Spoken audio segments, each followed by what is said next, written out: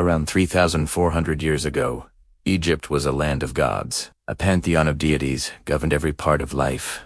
Ra in the sky, Osiris in the underworld, Hathor for joy, Thoth for wisdom. Then came Akhenaten, the heretic king, who dared to challenge millennia of tradition. He proclaimed a single god, Aten, the sun disk itself. He moved the capital to a brand new city, Akhenaten, and demanded all Egyptians worship only this deity. This was not just a religious change, it was a revolution, political, social, and artistic. The birth of monotheism in Egypt. Akhenaten ascended the throne around 1353 BCE.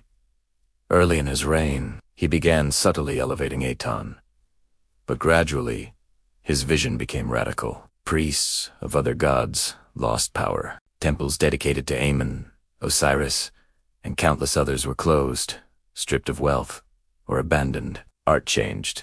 Pharaohs were no longer idealized. They were shown as elongated, human, even flawed. It was a bold statement.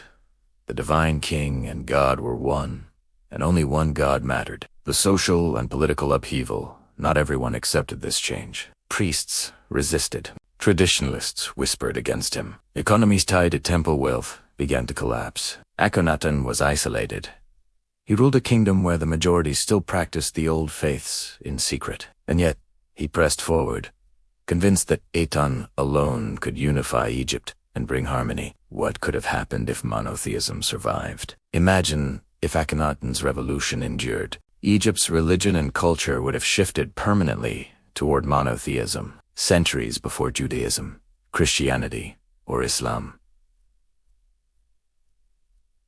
Priestly power would have collapsed, leaving the pharaoh as an unchallenged spiritual and political authority. Perhaps science, art, and philosophy would have developed differently, driven by a singular worldview rather than a pantheon. Some scholars even speculate. Had Akhenaten's ideas survived, the world's first monotheistic civilization could have influenced Abrahamic faiths in a direct and profound way. The fall of the heretic king Akhenaten died around 1336 BCE.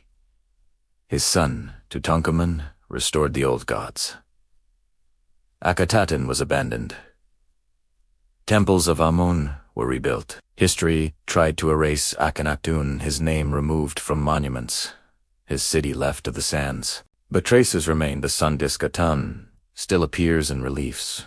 The elongated statues endure, and scholars continue to debate his legacy. Legacy and lessons. Akhenaten's revolution reminds us.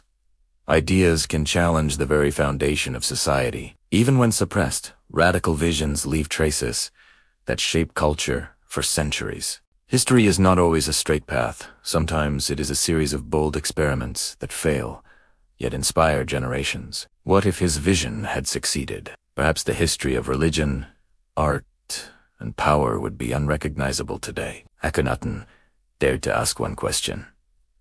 What if there is only one God? And even in failure, his question echoes through history.